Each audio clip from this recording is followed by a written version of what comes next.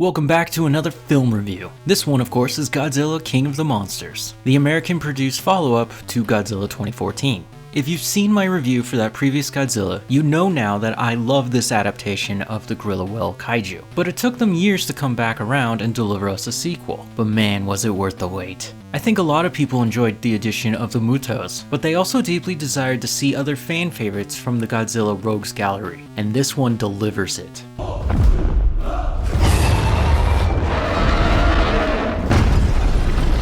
The movie begins at the battle for San Francisco as Godzilla is fighting across the city to eradicate the Mutos and their nest. In doing so, there was obviously massive damage dealt to the city. This is when we are briefly introduced to our main human characters, the Russells, who have just lost their youngest son. Cut forward 5 years later, we learn that the child's death has severed his own family, with Emma the mother taking responsibilities to raise their daughter, Madison, who is played by Bobby, while their father Mark is out in the wilderness observing the sights and sounds of wolves, more appropriately known as an animal behavior and communication specialist. Emma and Maddie, on the other hand, live in China near a temple. Anyways, Emma works for Monarch, which is at the center of this whole movie, being involved with San Francisco disaster and by ruining the world by showing them the existence of these kaijus. Inside the temple, Monarch is studying and recording the birth of a new monster known as Titanus Mosura, also known as Mothra. Why the Titanus part? Since the last film, Monarch has discovered that there are more kaiju on this planet waiting to be discovered, so they classify these monsters as Titans. Things get weird, but eventually Mothra is ready to hatch into her larva state, before a group of mercenaries attack. Their goal is to scare off Mothra so Monarch can waste time and resources relocating the Titan, and to kidnap Emma and Maddie for their own little project, because Emma has a special little device with her.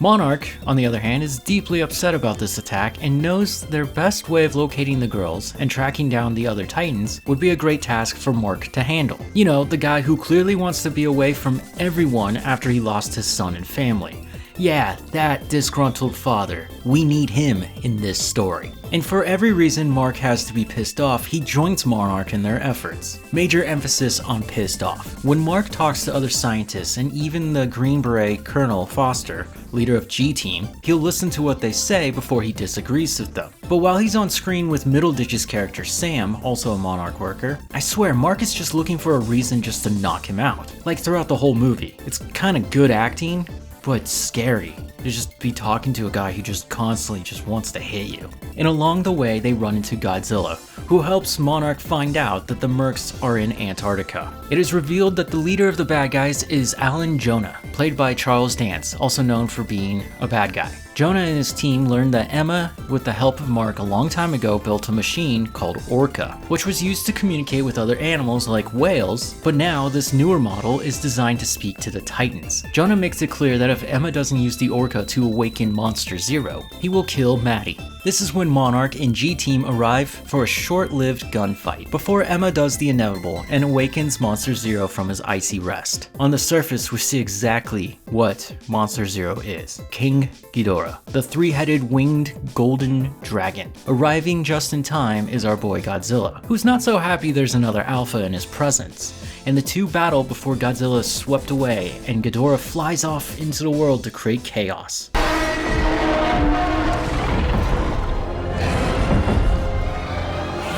What Ghidorah does is it conceals itself in storm clouds as it moves to various locations of the planet and attempts to terraform it. The bad guys are following Ghidorah to awaken other Titans, to help build up an army to cause more chaos towards humanity. They're doing really good. Now, we are shown brief glimpses of these Titans, but if they aren't showcased here, and they aren't showcased in the spin-off TV show Monarch on Apple TV+, then sadly you have a very little chance of getting to know them. That's okay, it's the thought that matters, because we get to see the rise of Rodan.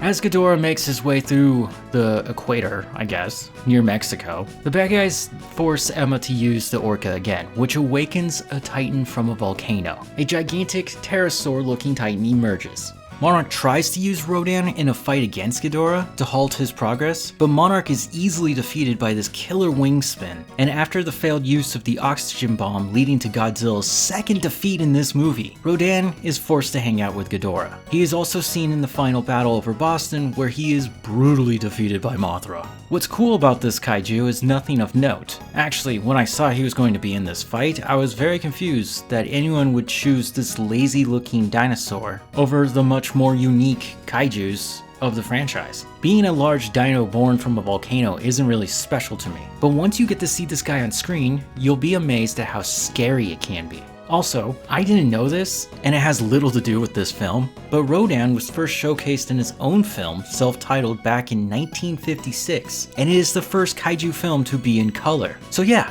Rodan actually beat Godzilla and the others to the punch when it came to color on the big screen.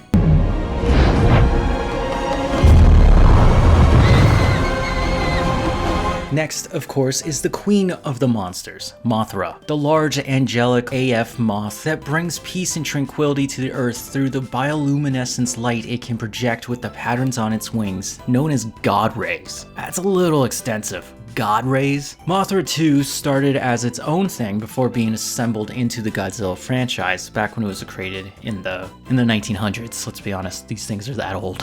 One thing they cut from Mothra's long history is its weird tiny twins who fly around with her in the original runs. Now, there is a character on the Monarch team who's supposed to be a reference to the twins thing, but it doesn't really come clear on screen, and it was just some weird side note that I read from the director. Mothra is also known for protecting humanity and the Earth, and is also a major friend to Godzilla. When these two team up, things get crazy for the bad guys. Oh, shit. Ghidorah, the King, Monster Zero. Our heroes over at Monarch know very little about this guy because he was so evil back in the day, humanity did everything it can to erase the knowledge of it. The closest they can get to understanding this is through myths of Hydra-like creatures and other dragons.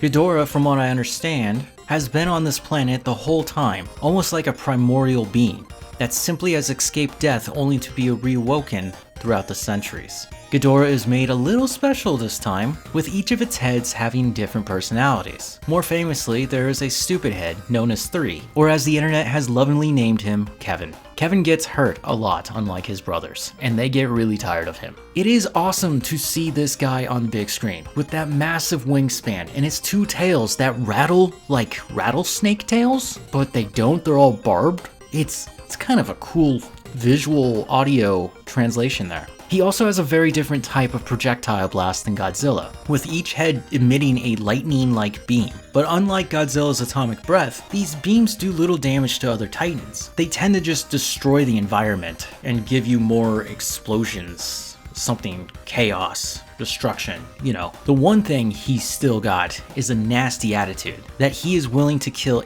anything and everything on this planet that isn't him. And lastly, there's the big boy Godzilla, which I've already done 2 reviews about him, and I think everyone else in this world already knows Godzilla at this point. It would be very hard not to. I heard people even in Hollow Earth know about this guy. There's also nothing really new about his presence in this film, just one piece of lore that got me silly.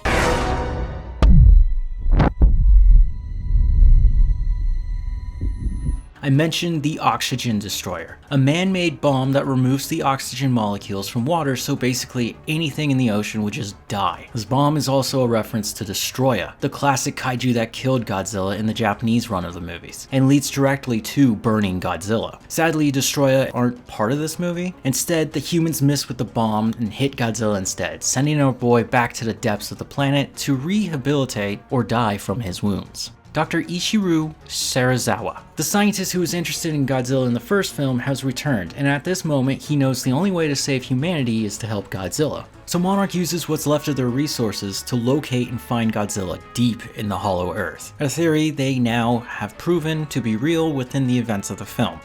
It's still not real today, just in the movie. Just letting you know.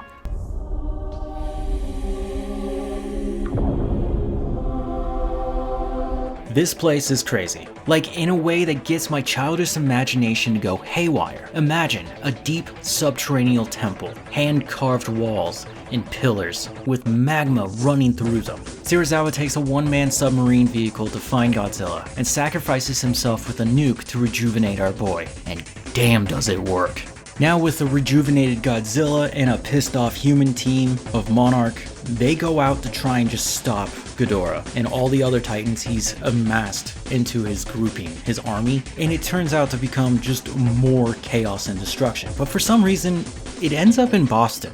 And I'm just like, you kind of have to, that doesn't make sense. Why would Godzilla be in New York? Why would he ever be in Boston? Like, we gotta start asking ourselves these questions, because for him to travel up through the, what is that?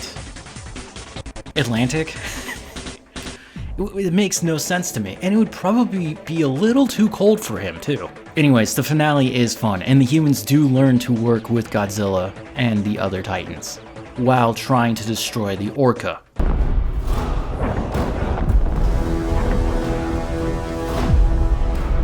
This is one of those movies where I can say the human side of the story is intriguing as well acted. It also carries the audience around the globe to learn more about the Titans and to witness their destruction on humanity firsthand, while also learning at these moments to move away from the humans and let the kaiju just duke it out.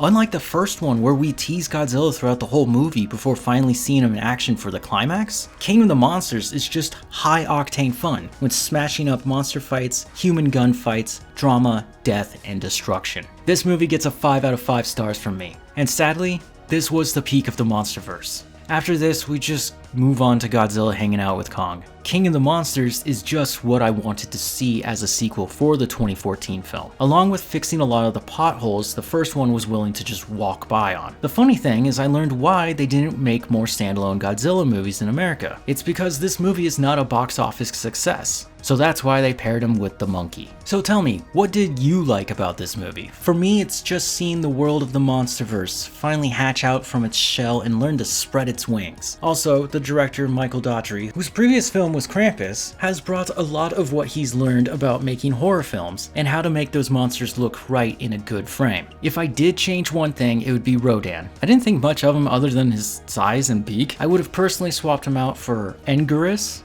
I know I'm not saying it right, but I know what he is. I saw the movie when I was a little boy. I used to watch it all the time. You know, Godzilla's actual real friend.